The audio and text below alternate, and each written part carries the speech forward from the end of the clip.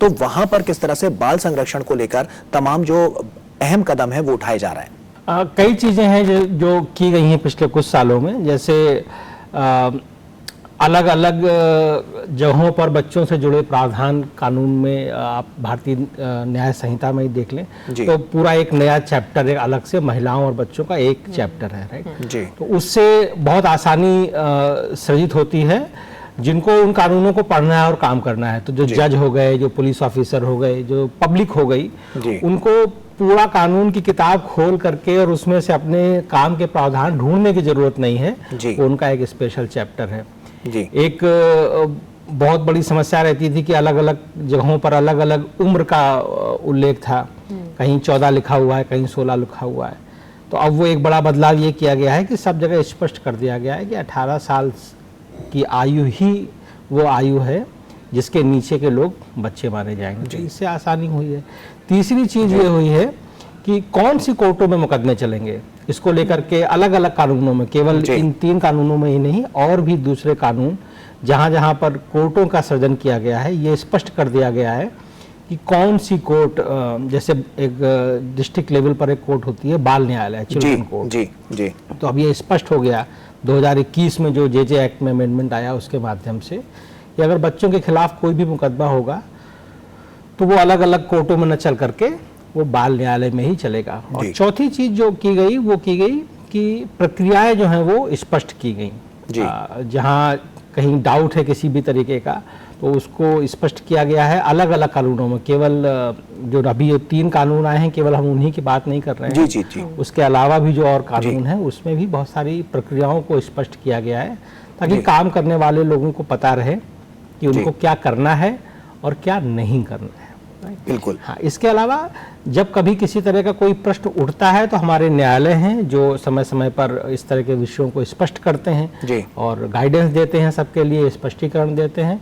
और वहाँ से भी कोई कसर रह जाती है तो सरकारों के पास प्रशासनिक स्तर पर बहुत सारी शक्तियाँ होती हैं जिनका प्रयोग करके वो दिशा निर्देश, गाइडलाइंस वगैरह जारी करते हैं। इस तरीके से काम किया जाता है जी। निमिषा जी, बाल सुधार गृह हम देख रहे हैं कि इसमें भी अलग अलग बोर्ड्स बनाए जाते हैं। जब इस तरह की कोई गतिविधियां होती हैं तो वहां पर देखने को मिला है कि बच्चे जब वहां पर जाते हैं तो वहां पर किस तरह का प्रोसेस जो है वो फॉलो किया जाता है जिससे बच्चों को आने वाले समाज के लिए ज्यादा उनको वहां पर शिक्षा दी जा सके, दीक्षा दी जा सके कि आने वाले समय के लिए वो तैयार हो पाए, भविष्य के लिए तैयार हो पाए। जी, बाल सुधार गृह जिसको कानून में ऑब्जर्वेशन होम भी बोला गया है, तो हर एक डिस्ट्रिक्ट में एक जुवेनाइल जस्टिस बोर्ड होता है जिसको जो उन बच्चों की कार्रवाई करता है जिन बच्चों के खिलाफ इल्जाम है कि उन्होंने कोई कानून तोड़ा है। बाल सुधार गृहों में मुझे लगता है कि काफी काम हो रहा है, होता आया है। ऐसा नहीं है कि और काम करने की जरूरत नहीं है, जरूरत है, लेकिन एक हम डेफिनेटली हम ये देख रहे हैं कि मंशा जो है सारे अलग अलग, चाहे आप न्यायिक जो पूरी जुडिशरी जो है उसको देखें या आप सरकार देखें, तो उनकी मंशा है कि भाई हम और बेहतर किस तरीके से हम इस तरीके का सेटअप बनाएं कि बच्चे वहां पर आके कुछ सीखें और उनके लिए एक ऐसा हम स्पेस बनाएं कि वो इस तरीके से बाहर समाज में जा सकें कि वो एक प्रोडक्टिव सिटीजन बन पाए और वो दोबारा गुनाह की राह पे ना चले। तो उसके ऊपर मुझे लगता है कि अलग अलग एक एजुकेशन के लिए स्किल डेवलपमेंट के ऊपर काफी फोकस है कि वोकेशनल ट्रेनिंग बच्चों की हो। इसके लिए काफी सारे अलग अलग इनिशिएटिव्स हैं। जो जुवेनाइल जस्टिस एक्ट है खासकर जो 2015 में आया गया था, तो उसमें ये रिकग्निशन भी था। एक जुवेनाइल जस्टिस फंड जो है वो सेटअप करने की बात हुई थी और सारे जो स्टेट गवर्नमेंट्स हैं उनको भी बोला गया था कि आप सब एक जुवेनाइल जस्टिस फंड सेटअप करिए जिसमें कि बच्चों की ये कार्यशाली, ये कुशलता बढ़ाने के लिए, बच्चों की मदद करने के लिए आप अलग से फाइनेंशियल पैसा मुहैया करिए। तो ये सारे जो हैं ये इनिशिएटिव हुए हैं और इनके ऊपर काम जारी है और काम की जरूरत है। लेकिन वो काम जो है वो हो रहा है और वो मंशा जो है वो डेफिनेटली नजर आती है। बिल्कुल। आनंद जी, जैसे आप में एक लंबा कार्यकाल रहा है, बहुत सारे आप इस तरह के केसेस भी आपके सामने आए होंगे, क्या अलग अलग केसेस अभी तक आपने जो है वो हैंडल किए होंगे, और उसमें आपको क्या लगता है कि वहां पर किस तरह के जो हम कह सकते हैं कि वहां पर संशोधन है उसकी जरूरत हो सकती है?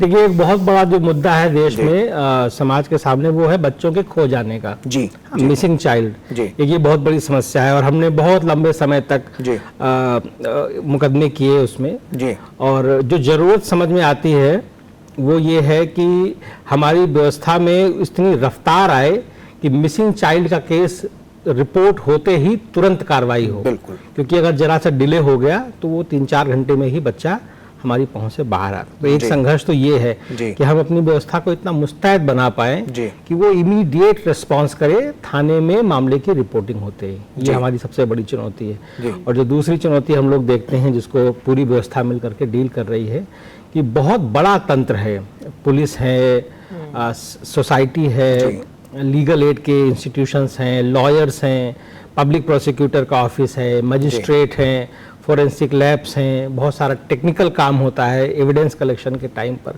तो इन सब का जो समन्वय है वो जितना स्मूथ होगा उतने ही फास्ट रिजल्ट आएंगे। बिल्कुल। तो हम अपने अनुभव के आधार पर ये कह सकते हैं कि एक ये विषय बहुत प्राथमिकता पर है। और दूसरा जो पिछले कुछ सालों में जिस पर बहुत ज़्यादा संवेदना देखने में आती है वो ये है मुआवजा। जी। जो बच्चे हैं जिनके साथ कुछ गलत हो गया, जी, क्राइम हो गया उनके साथ, सेक्सुअल क्राइम हो या किसी और तरह का क्राइम हो, उनको कैसे मुआवजा मिले, ताकि और उस मुआवजे का टाइमली रिएम्बर्समेंट, इसको लेकर के न्यायपालिका में और सरकार में दोनों में काफी संजीदगी देखने को मिलती है। बहुत सारे मुकदमे इसी चीज पर चलते हैं कि बच्चों को जल्दी से जल्दी, वो बच्चे जिनके साथ कुछ क्राइम हो गया है उनको जल्दी से जल्दी मुआवजा मिले।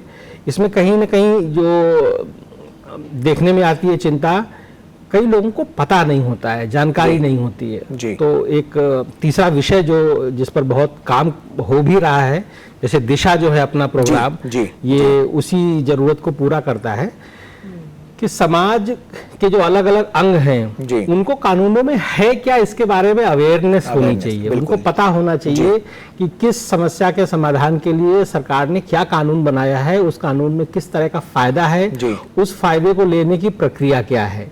तो अवेयरनेस जितनी ज़्यादा होगी, चाहे वो समाज हो, चाहे वो कम्युनिटीज़ हों, चाहे वो सेवाओं को देने वाले लोग हों, केवल अशिक्षित वर्ग को अवेयरनेस की जरूरत है ऐसा नहीं है। मेरा मानना ये है और ये अनुभव भी है कि जिस रफ्तार से कानून बदल रहे हैं, जिस तरीके से समस्याएं आ रही हैं और उनको कानून बना करके रिजॉल्व किया जा रहा है, अवेयरनेस बहुत बड़ी जरूरत के तौर पर निकल करके आया है। और निश्चित तौर पर आनंद जी आपने बिल्कुल सही कहा, क्योंकि जागरूकता बहुत जरूरी है और समाज के कल्याण के लिए, समाज के विकास के लिए जो जागरूकताएं चलती हैं उसी से लोग जागरूक होते हैं और आने वाले समय में भविष्य में अपने आप को एक बेहतर इंसान और बेहतर कल की कल्पना जो है वो कर पाते हैं। तो कहीं ना कहीं ये बहुत महत्वपूर्ण कड़ी है। इसी पर हम आगे भी चर्चा जारी रखेंगे, लेकिन एक छोटे से ब्रेक के बाद।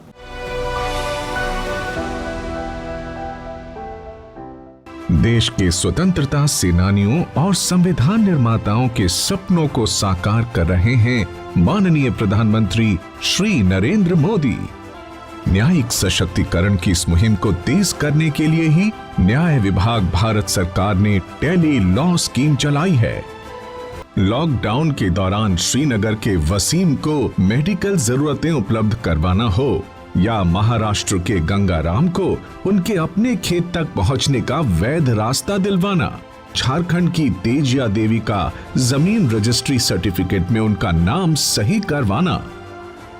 सफलता की ये सच्ची कहानियां प्रेरणादायक हैं। टेली लॉ की यात्रा साल 2017 में 11 राज्यों के 1800 CSC सेंटर्स के माध्यम से शुरू हुई। तब लाभार्थियों की संख्या 12,000 थी।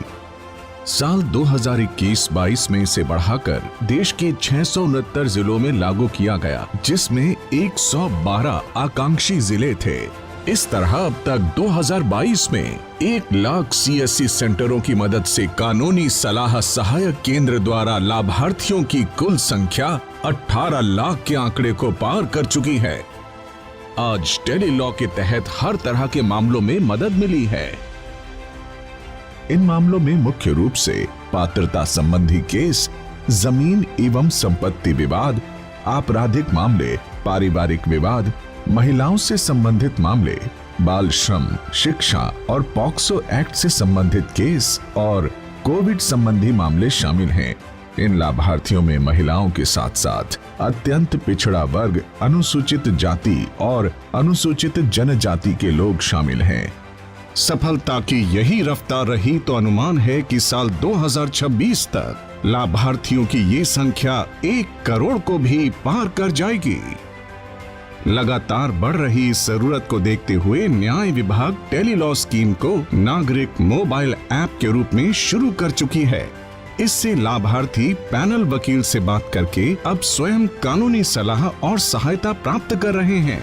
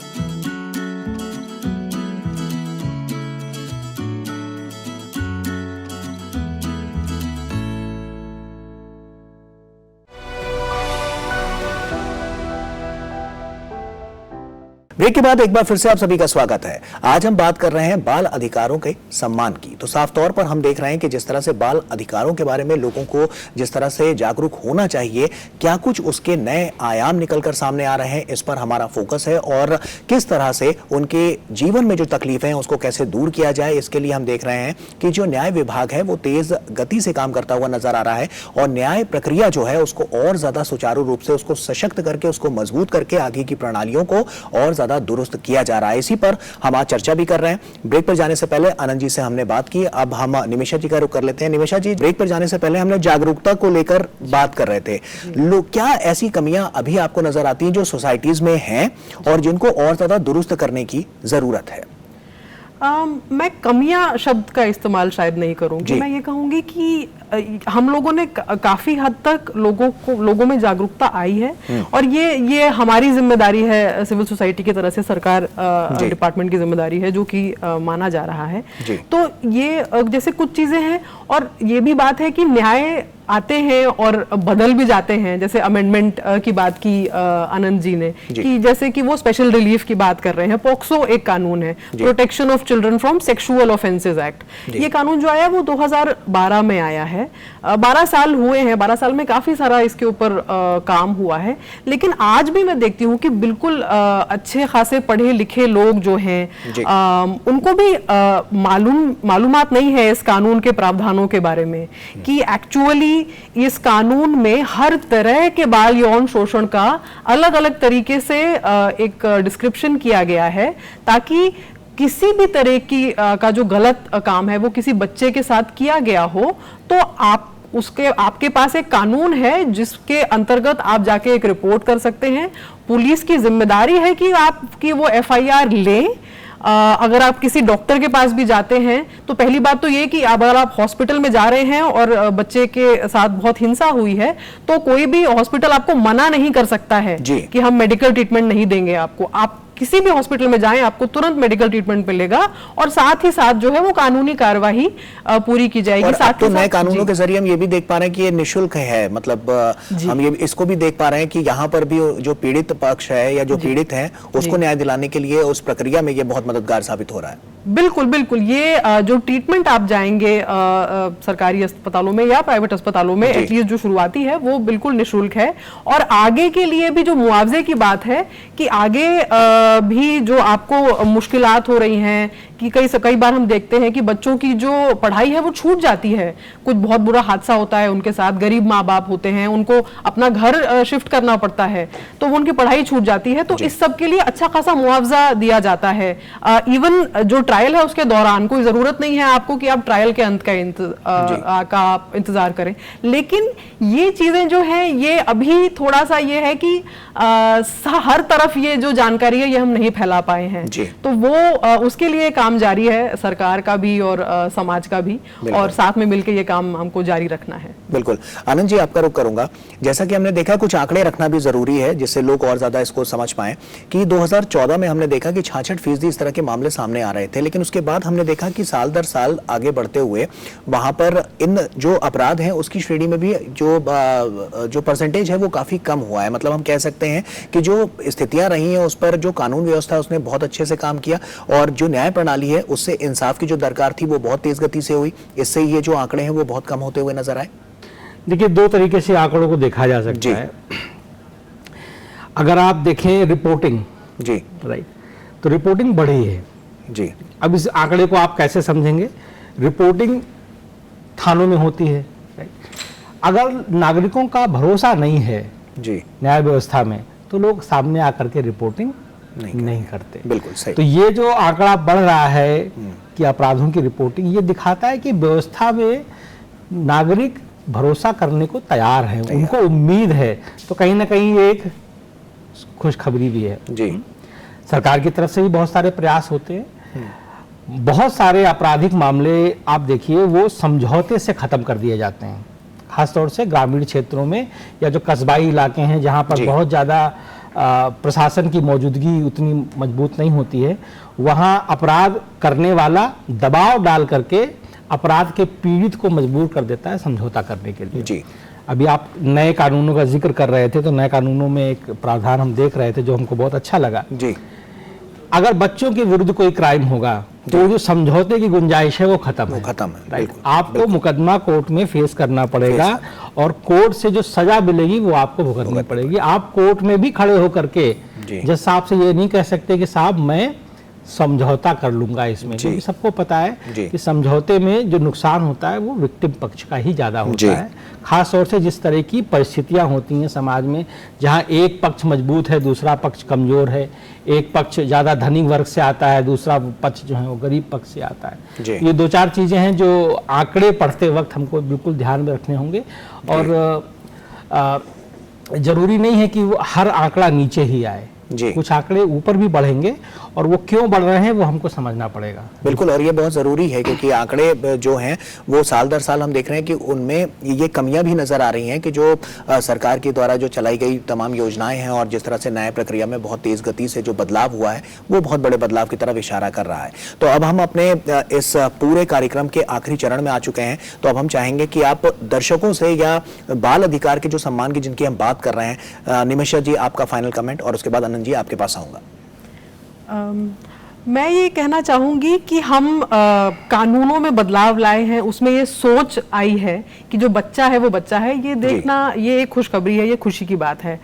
लेकिन अब ये भी हमको ध्यान में रखना है कि ये जो कानून अब आ गए हैं और जो कानून है पहले से, हमारा संविधान जो बताता है बच्चों के लिए कि हम अलग से प्रावधान करें और ध्यान रखें कि जो बच्चों की एक नाजुक उम्र है उसको हम किस तरीके से उसके पूरी तरीके से बच्चों को फलता फूलता देखें, उसके लिए हमको क्रियान्वयन पर काम करना है। हमको ये बिल्कुल इंश्योर करना है कि जो हमारी पुलिस है वो पूरी तरीके से मुस्तैद है इन कानूनों के ऊपर, उसको पता है कि एक बच्चे के साथ कोई भी क्राइम हुआ है या बच्चे ने क्राइम किया है तो एक अलग प्रक्रिया है, उसको मालूम होना चाहिए। ये न्यायपालिका को भी मालूम होना चाहिए, सरकार को भी मालूम होना चाहिए, और ये सारे जो प्रावधान है हमारे अलग अलग कानूनों में ये सब अच्छी तरीके से क्रियान्वयन के ऊपर अब हमको फोकस करना है, और हमको ये डेफिनेटली इंश्योर करना है कि जो बच्चे हैं हमारे सिस्टम में जो आए हैं उनकी हम आवाज सुन रहे हैं अच्छे से कि नहीं।